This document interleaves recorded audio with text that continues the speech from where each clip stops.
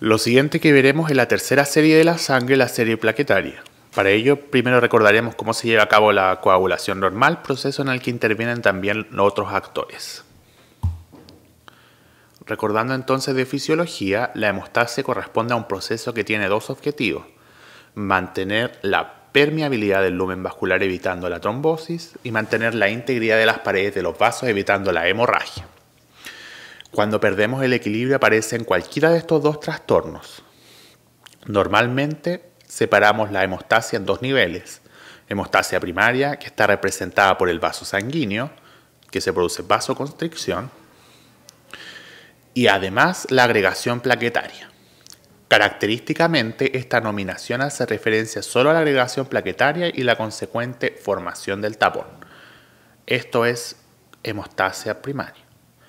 Y por otro lado tenemos la hemostasia secundaria, representada por la cascada de la coagulación y la fibrinólisis. Ahora, en esta imagen se ve un vaso, por alguna razón X sufre una injuria que determina el rompimiento de la pared.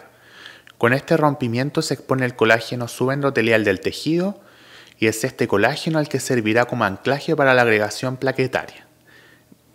Veamos lo más grande. Se observa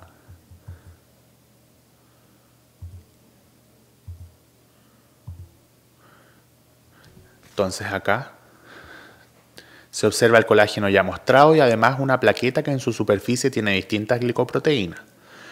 La primera que señalamos corresponde a la glicoproteína 2B3A, que sirve para que las plaquetas puedan agregarse unas con otras.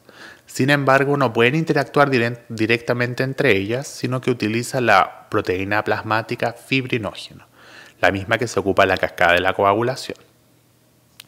El mecanismo por el que la plaqueta se ancla al subendotelio se llama adhesión y se realiza mediante la glicoproteína 1B, que se encuentra en la superficie de la membrana plaquetaria.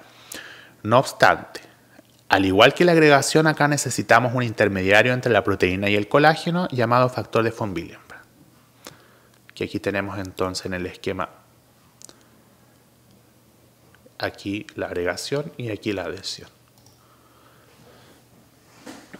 La hemostasia secundaria necesita de la superficie fosfolipídica que proporciona el tapón plaquetario para que se activen los factores. La activación de la cascada de la coagulación sanguínea se inicia por la vía extrínseca, por acción de la tromboplastina tisular en presencia de calcio sobre el factor 7, transformándose entonces en trombina. Acá está. El factor 7A actúa sobre los factores 10 y 9 en la vía común e intrínseca respectivamente. El factor 10A, en presencia de fosfolípido, calcio y factor 5, cofactor acelerador, convierte al factor 2 o protrombina en trombina. Hay que mencionar que la vía intrínseca se activa entonces simultáneamente por la activación de los factores de contacto, como el factor 12, calicreína y quininógeno de alto peso molecular, y cuida que la coagulación se produzca en tiempo fisiológico. Desde la perspectiva cuantitativa, casi toda la cascada se produce por la activación de la vía extrínseca, modulada de alguna forma por la vía intrínseca. Este es el modelo que sustenta la realización de los estudios de la coagulación. Sin embargo, en los últimos años ha tomado mayor relevancia la teoría celular de la coagulación, que ahora solamente vamos a mencionar. Ahora, la vía final de la cascada de la coagulación, el factor 10A, utiliza como catalizador al factor 5A para transformar protrombina en trombina. La trombina activa en forma reversa al factor 5 y al factor 8 para retroalimentar su formación. Además, la trombina entonces activa el fibrinógeno a monómeros de fibrina soluble, liberando como desechos a los fibrinopéptidos A y B. Con la formación de fibrina ya se produce el tapón definitivo, el coágulo de fibrina. Ahora la fibrina soluble se polimeriza y por acción del factor 13 se vuelven insolubles y forman entonces lo que ya habíamos mencionado, que es el tapón hemostático definitivo. Entonces, acá importante es que los fibrinopéptidos son marcadores de activación de la coagulación y no de la fibrinólisis. La fibrinolisis se produce luego de que se haya sellado el vaso sanguíneo, 2 a 3 días después del tapón.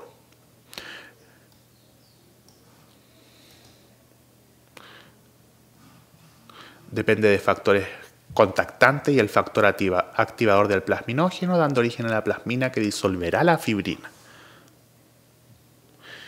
La degradación de la fibrina lleva a la formación del dímero D, que es un marcador de trombosis. En estado de hiperfibrinolisis se produce un exceso de plasmina, por ejemplo en la coagulación intravascular diseminada. Cuando la plasmina se encuentra en exceso, puede actuar sobre el fibrinógeno produciendo productores de degradación del fibrinógeno o PDF que corresponden a marcadores de la fibrinolisis.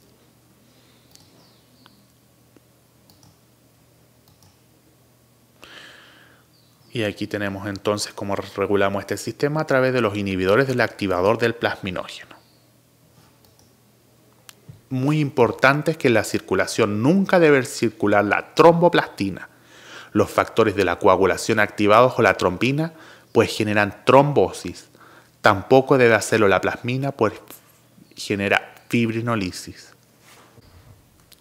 Ahora, en cuanto a los mecanismos de regulación de la coagulación, el endotelio vascular cumple un rol fundamental en la regulación de la coagulación en las paredes, pues en las paredes de los vasos abundan proteínas que se encargan de regular el buen funcionamiento de la coagulación y la fibrinolisis. Por ejemplo, tenemos la trombomodulina y el receptor de proteína C, por un lado, el CD39, el heparansulfato, o también tenemos los inhibidores de la vía extrínseca, activador del plasminógeno, entonces constituyendo el principal sitio también de producción del óxido nítrico y la prostaciclina, que ambos son antiagregantes plaquetarios. Todas estas funciones son llevadas a cabo entonces por la pared vascular del vaso sanguíneo. Ahora, en cuanto a los anticoagulantes naturales, la antitrombina 3 se sintetiza en el hígado y actúa inhibiendo las serinoproteasas de la vía intrínseca. Su acción es catalizada por la acción de la heparina exógena y por los proteoglicanos del endotelio. Cuando la antitrombina 3 se une a la heparina, sufre un cambio conformacional que permite que se una a las serinoproteasas y actúe impidiendo la formación secuencial de la fibrina. Las proteínas C y S también se sintetizan en el hígado y son vitamina K dependientes. La proteína C inactiva el factor 5 y 8 activados, inhibe al TAFI promoviendo la fibrinolisis y además esta proteína tiene un receptor en la superficie endotelial que permite que interactúe con trombomodulina. La trombomodulina es una proteína de superficie endotelial que se encuentra mayoritariamente en circulación. Cuando la trombina libre por activación de la protrombina se hunde a la trombomodulina y activa la proteína C. Para que la proteína C activada funcione requiere de la proteína S libre. La proteína S circula unida a la IC4BP, por lo tanto, estados de hipocomplementaremia llevan a hipercoagulabilidad.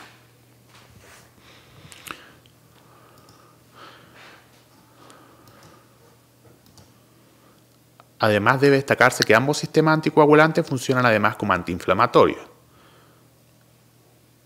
La antitrombina 3 tiene una acción antiinflamatoria endotelial, mientras que la proteína C activa actúa como antiinflamatorio sobre leucocitos y citoprotectora sobre neuronas y células dendríticas.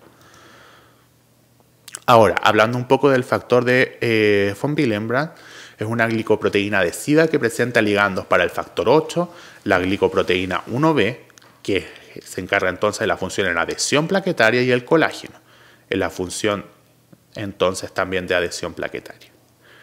En el plasma es escindido por la proteinasa ADAM-TS13, de esta forma se evita su polimerización con la secuente agregación plaquetaria y disminuciones o alteraciones en esta proteína llevan a la producción de púrpuras trombocitopénicos trombóticos, que son enfermedades graves de muy mal pronóstico si no son tratadas.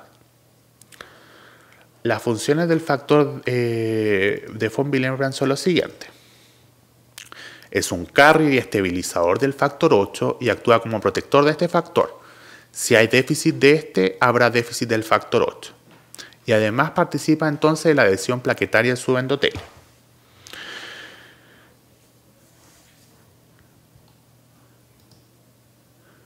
Ahora, en cuanto a las alteraciones propiamente tales de la coagulación, las vamos a dividir en estados de hipocoagulabilidad e hipercoagulabilidad, que vamos a ir viendo una cada una. Ahora, en los estados de hipocoagulabilidad vamos a ver diferencias clínicas según el trastorno esté ubicado en la hemostasia primaria o en la hemostasia secundaria. Existen muchas alteraciones que llevan a este estado hipocoagulante que clínicamente se manifiesta como hemorragia. Ahora, ¿cómo podemos distinguir si se trata de una alteración en el sistema primario o en el sistema secundario? Por ejemplo, la aparición de la hemorragia, si es inmediata, es sugerente, es primaria, si es diferida, es secundaria, seguramente. Los sitios de sangrado, si es primaria, generalmente son superficiales en piel y mucosas, produciéndose petequias y equimosis, y si son profundas, son más sugerentes de ser secundaria, produciéndose hematomas, articulaciones, produciéndose la hemartrosis o sangramiento en retroperitoneo. Ahora, en la hemostasia primaria, cuando hay alteraciones, la respuesta al tratamiento suele ser inmediata con medidas locales eficaces, mientras que la secundaria requiere tratamiento sistémico mantenido. Ahora, ya habíamos dicho entonces que los participantes de la hemostasia primaria son los vasos, las plaquetas y el factor de von Willebrand. Entonces, cualquiera de las alteraciones en estos niveles puede producir una alteración en la hemostasia primaria. Ahora, los vasos no los vamos a seguir hablando mucho más, pero es importante tenerlos en consideración dentro de la hemostasia primaria, porque, por ejemplo, se puede producir la telangiectasia hemorrágica familiar, una enfermedad genética en la que aparecen petequias y sangrado de mucosa. Su causa es un defecto de la capa muscular elástica de los capilares y vénulas, por lo tanto corresponde a una alteración de la hemostasia primaria que posee un laboratorio de coagulación totalmente normal. Su tratamiento es solamente compresión local y cauterización. Ahora vamos a ver las alteraciones en las plaquetas y las alteraciones en el factor de von Willebrand. Las plaquetas son fragmentos celulares anucleados que circulan inactivos por el plasma y cuando se activan cambian de forma y exponen proteínas de membrana que son necesarias para su adhesión y agregación. Viven en promedio 7 días y sus valores normales son entre 150.000 y 400.000 por milímetro cúbico, que ya lo hemos hablado. 2/3 de ellas están en circulación y el tercio restante se encuentra en el vaso. Tienen varias funciones: adhesión, agregación, secreción y actividad procoagulante. Una alteración en cualquiera de estas funciones nos llevará a una hipocoagulación primaria. Las alteraciones cualitativas corresponden a aquellas que el recuerdo plaquetario es normal, pero sus funciones están alteradas y también reciben el nombre de trombopatías. Tenemos acá alteraciones en la adhesión. Por defecto, la interacción plaqueta-subendotelio, por lo tanto, tiene que ser una alteración de la glicoproteína 1B. Aquí tenemos entonces la enfermedad de Bernard-Soulier. Alteraciones de la agregación. Tenemos los defectos en la glicoproteína 2B3A, que se llama trombastenia, afibrinogenemia, consumo de antiagregantes, por ejemplo la aspirina, que inhibe la COX y por tanto se inhibe la síntesis de tromboxano A2 impidiendo la agregación. Y ahora tenemos alteraciones también de la secreción de gránulos beta o densos, que no se libera ADP, de gránulos alfa, déficit de factor 5, fibrinógeno, factor plaquetario 4 o tromboglobulina beta, o en los lisosomas déficit de hidrolasa.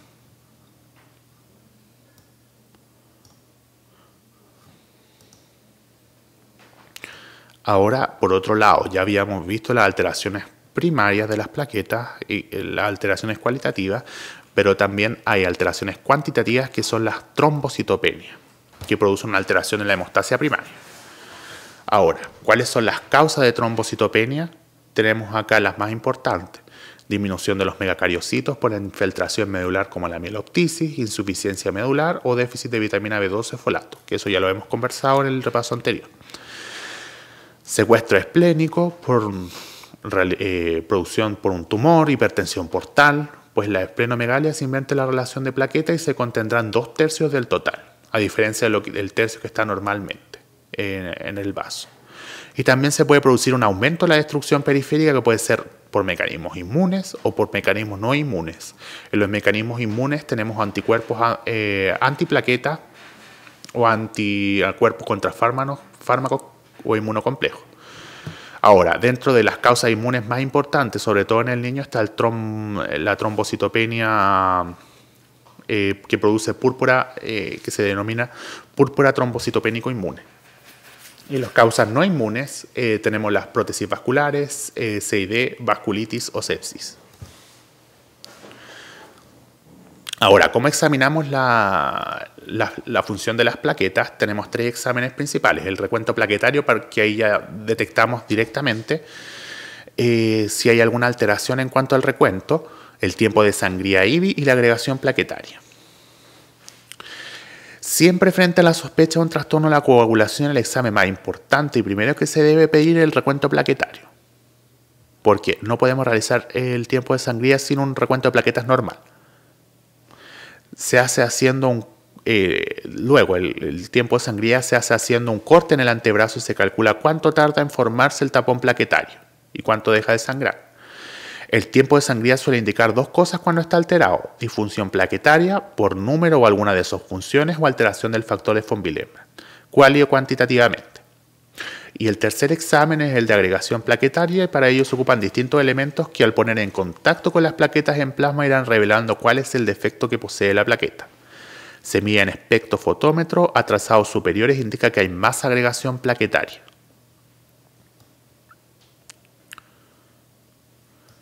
Tanto el colágeno como el ADP miden agregación plaquetaria y por lo tanto veremos que no hay agregación en aquellas patologías en las que falle la glicoproteína 2B3A produciéndose tromboastenia. También en las que falle la secreción de gránulos y en el uso de aspirina. Nótense que las enfermedades von Willebrand y Bernard-Soulier tienen gráficas normales.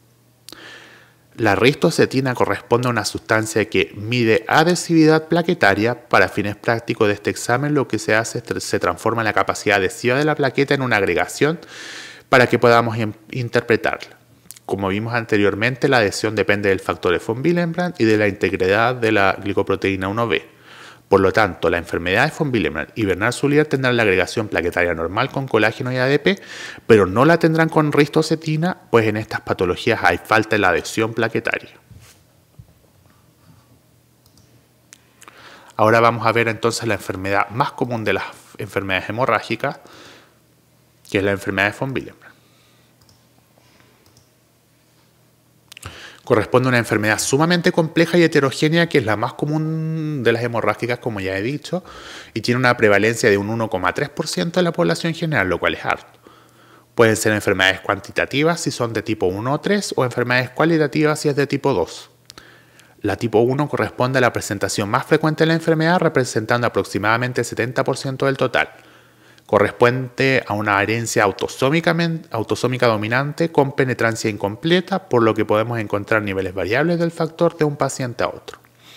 Como la cantidad de factores baja, también habrá disminución del factor 8, por lo que se acompañará por ende una alteración en el tiempo de tromboplastina activada. El defecto en esta patología es que el factor no puede ser liberado desde los gránulos y entonces presente en las células endoteliales. Esta patología entonces se trata con vasopresina sintética, pues induce la liberación del factor normalizando su concentración plasmática. La tipo 3 corresponde a un déficit absoluto del factor y por lo tanto también del factor 8. Se caracteriza por una clínica precoz en la vida y severa. Los pacientes no revierten con desmopresina sintética y se tratan con crío precipitado o plasma fresco congelado. Con el tiempo algunos de ellos desarrollan anticuerpos contra el factor. Y la tipo 2 corresponde a una enfermedad en la que el factor tiende a polimerizarse en el plasma formando grandes complejos. Esto compromete su acción en la adhesión plaquetaria y por lo tanto la agregación con ristocetina estará alterada, pero no su función de carrier, por lo que la acción y concentración plasmática del factor 8 será normal, con un tiempo de tromboplastina activada normal. Por tanto, el tratamiento con vasopresina sintética solo sirve para la forma tipo 1, mientras que las otras formas requieren de crioprecipitado o plasma fresco congelado. ¿Cómo evaluamos la enfermedad? Entonces, dijimos que la tipo 1 y la tipo 3, al ser cuantitativas, tienen un tiempo de tromboplastina parcial activada prolongado, mientras que en el tipo 2 va a estar normal. Ahora, la agregación con el factor de ristocetina va a estar alterado en los tres tipos y el tiempo de sangría de IBI prolongado en los tres tipos. Ahora, la electroforesis unidireccional mide la cantidad del factor que va a estar alterado en la número 1 y en la número 3, pero va a estar normal en la 2. Mientras que la electroforesis cruzada mide la composición de multímeros, es normal en la 1, ausente en la 3 y va a estar alterado en la número 2. Esto tienen que conocerlo porque es parte frecuente de las preguntas que pueden realizarles acá en fisiopatología. No olvidarse que los pacientes con grupo sanguíneo tipo O tienen mayor severidad que los demás grupos sanguíneos frente a un mismo tipo de enfermedad, que esta enfermedad va mejorando con la edad y el tiempo de sangría es alterado, aunque en ciertos pacientes podría normalizarse. Sin embargo, ahora ya sabemos que cada vez menos se está realizando este examen de tiempo de sangría, puesto es que es muy discutido cómo se realiza el examen y cómo se realiza su interpretación. Ahora vamos a hablar entonces de las alteraciones de la hemostasia secundaria. En común tienen que todas ellas deban al déficit de la formación de fibrina y esto puede deberse a la falla en cualquiera de los factores involucrados en la cascada de la coagulación, ya sea por déficit cuali o cuantitativo. Hay enfermedades que son hereditarias y otras que son adquiridas. Las hemofilias corresponden a trastornos hematológicos recesivos ligados a X y por lo tanto los hombres manifiestan la enfermedad y las mujeres son portadoras.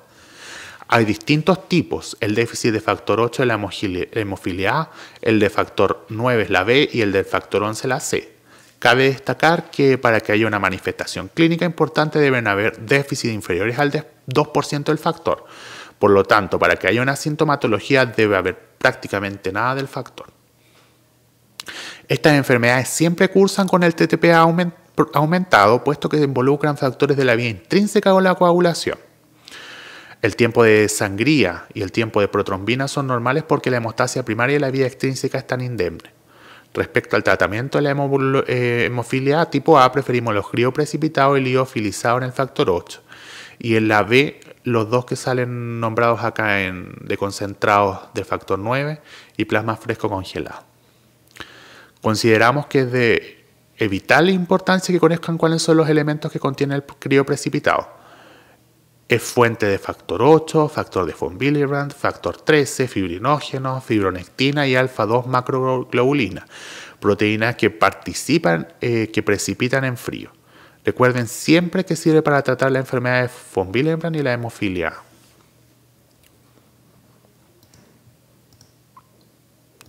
Ahora, las alteraciones de la hemostasia secundaria involucran y que son adquiridas involucran siempre en compromiso más de un factor. Tenemos, por ejemplo, el déficit de la vitamina K, que produce que los factores ahí mencionados no se activen y por lo tanto no puedan funcionar. Como observamos, se alteran factores de la vía extrínseca y la vía común de la coagulación y por ende monitorizaremos con el tiempo de protrombina. Esta patología tiene muchas causas que se encuentran descritas en sus apuntes y por temas de tiempo no los abordaremos. La enfermedad hepática corresponde a una condición sumamente grave desde el punto de vista hematológico, puesto que dejan de sintetizarse todos los factores de la coagulación que se sintetizan en el hígado, además de los anticoagulantes. El factor 7 es el que desciende en forma más precoz debido a su corta vida media, por lo que es marcador de la enfermedad hepática. Una característica relevante es que la diferencia con el déficit de vitamina K aquí no mejora con el tiempo de protrombina con la inyección de vitamina. El síndrome nefrótico cobra mayor relevancia en estados protrombóticos, pero como ya saben, se tiene una pérdida masiva de proteínas por la orina y ahí se van factores de la coagulación, así como la antitrombina 3. Y por último, la coagulación intravascular diseminada, que la vamos a ver más adelante. Por otro lado, los estados de hipercoagulabilidad son también llamados trombofilias, tendencia a desarrollar trombos en distintos vasos. Pueden ser hereditarios, si son primarios, o adquiridos siendo secundarios. Las alteraciones primarias se caracterizan por una alteración específica de alguno de los anticoagulantes naturales, por ejemplo, la antitrombina 3, proteína C, proteína S, los factor 5 de Leiden, que es la resistencia a la proteína C, mientras que los adquiridos tienen una heterogeneidad de alteraciones que aumenta su predisposición para trombosis. La más común corresponde a los anticuerpos antifosfolípidos. También está el lupus eritematoso sistémico, la coagulación intravascular diseminada o la hiperhomocisteinemia. ¿Cuándo debemos sospechar una trombofilia primaria? Con la historia familiar de trombosis, trombosis recurrentes, ausencia de factor desencadenante, trombosis en sitios poco usuales o trombosis a edades precoces menores a 45 años.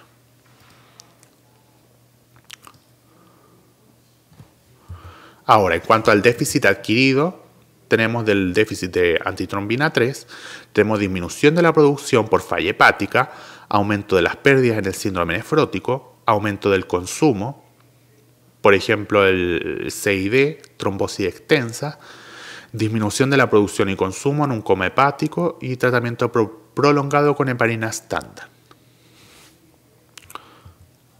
Los pacientes que se someten al tratamiento prolongado con heparina estándar tienen una disminución de la antitrombina 3 al quinto o sexto día.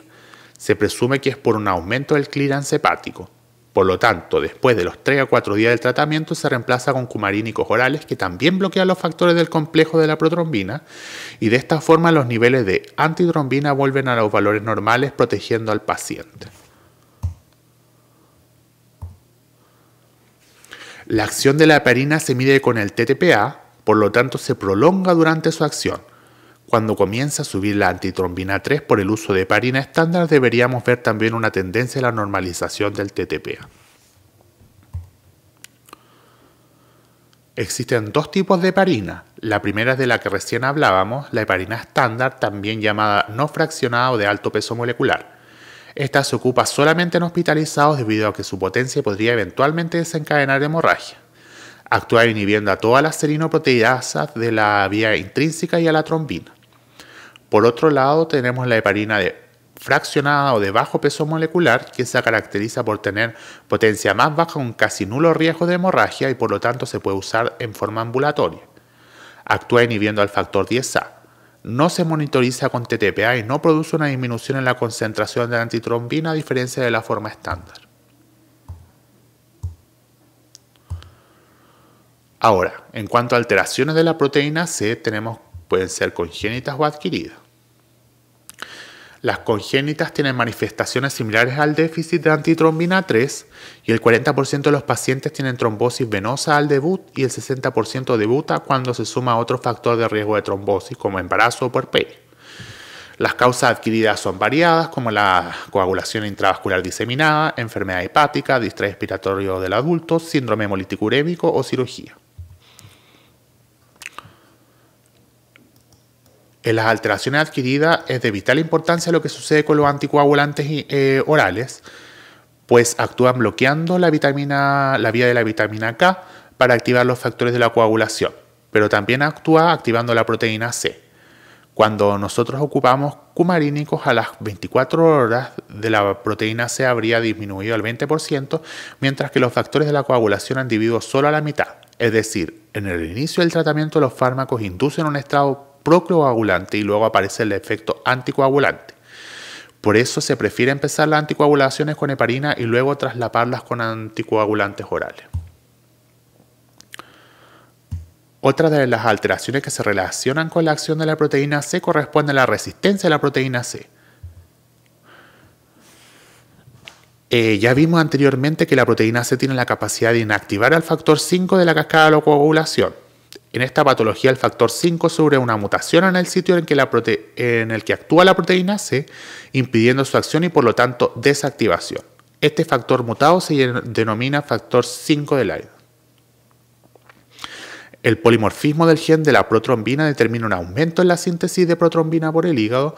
Esto se traduce en un estado procoagulante, pero que por sí mismo en general no es suficiente para causar una trombosis, sino que más bien cuando se le suma algún otro factor, como por ejemplo el uso de anticonceptivo, embarazo, puerperio, estasia venosa, se manifiesta.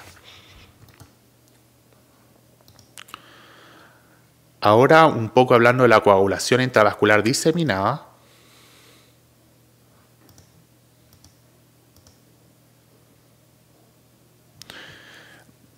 Recibe muchos nombres, los más comunes son coagulación intravascular diseminada, como ya los había dicho, coagulopatía de consumo o síndrome de desfibrinación.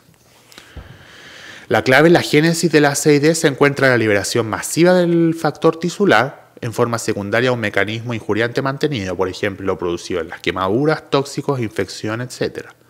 Los elementos que aportan este factor tisular son principalmente tres: los tejidos injuriados, los monocitos y las células endoteliales. La acción de los últimos dos es mucho más relevante que la de los tejidos. La liberación masiva del factor tisular lleva a la activación de la vía extrínseca de la coagulación, activando a los factores 7, al factor 10, al factor 5, culminando en la formación de trombina. En forma secundaria también se activa la vía intrínseca por activación de los factores de contacto, las plaquetas y las células endoteliales, contribuyendo igual a la formación de trombina, pero en mucha menor cuantía que la extrínseca.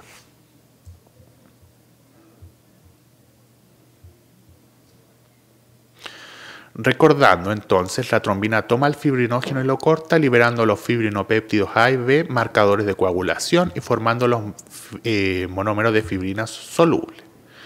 Esta fibrina es transformada por el factor 13 en fibrina insoluble, formando el tapón hemostático definitivo. Por otro lado, recordemos que la trombina hace dos cosas: promueve la liberación del inhibidor tisular de la fibrinolisis y del inhibidor del plasminógeno, inhibiendo la fibrinolisis. Por lo tanto, en la CID se produce una tendencia masiva a la formación de trombos y la reducción de la fibrinolisis. La trombosis masiva determina que se vayan consumiendo los factores de coagulación y las plaquetas. La formación de estos trombos también termina por consumir los anticoagulantes naturales. Simultáneamente a este consumo masivo se estará produciendo una hiperactivación de la fibrinolisis, produciendo una elevación de la plasmina circulante. La elevación de la plasmina lleva a una serie de fenómenos importantes. Disuelve el tapón de fibrina generando dímero D marcador de trombosis y disminuye los factores 5 y 8 de la coagulación y plaqueta. Quizás lo más importante es que su elevación excesiva comienza a degradar el fibrinógeno, dando origen a productos de degradación del fibrinógeno que tienen propiedades anticoagulantes.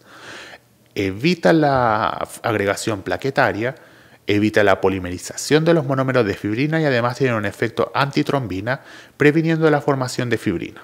Por lo tanto, luego de las trombosis masivas, las coagulaciones intravascular diseminadas presentan un alto riesgo de hemorragia. De hecho, la principal causa de mortalidad de los pacientes es esta y no los trombos. Es de vital importancia la sospecha clínica en los cuadros de coagulación intravascular diseminada, y el laboratorio es de especial utilidad, y como ya analizamos encontraremos trombocitopenia, tiempo de protrombina y tiempo de tromboplastina parcial activada prolongados por el consumo de los factores de la coagulación, tiempo de trombina activado, y este último se prolonga cada vez que la concentración de fibrinógeno esté disminuida, haya presencia de heparina o presencia de FDP. También encontraremos esquistocitos, que son glóbulos rojos deformados que indican trombosis intravascular, produciéndose una anemia hemolítica microangiopática. Respecto al tratamiento, corresponden a pacientes sumamente complejos. Lo principal es mantener controlada la patología de base y mantener la hemodinamia estable para facilitar el flujo hepático y la depuración de factores. Con estos dos puntos manejados ya es suficiente para evitar la progresión de la CID.